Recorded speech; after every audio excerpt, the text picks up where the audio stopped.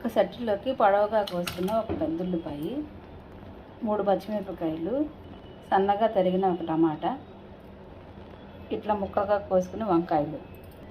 తర్వాత కొంచెం వాటర్ పోసుకోవాలి. కొద్దిగా పసుపు, రుచికి సరిపడా ఉప్పు, కొద్దిగా కారం, చింతపండు పులుసు, కొద్దిగా కరివేపాకు వేసి స్టవ్ వెలిగించి మూత పెట్టి ఒక అరగంట మగ్గనివ్వాలి. వంకాయలు ఉడికేలోపు కొంచెం కందిపప్పు ఉడకబెట్టుకోవాలి. కొద్దిగా బెల్లం కూడా వేయాలి.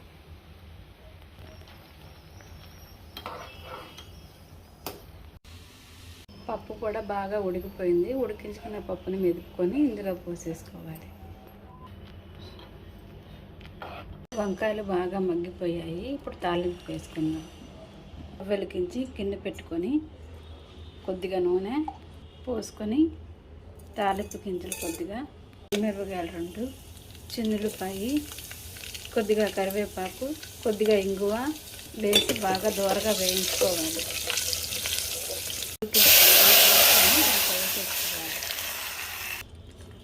అంతేనండి, వేడి వేడి వంకాయ పులుసు రెడీ అయిపోయింది.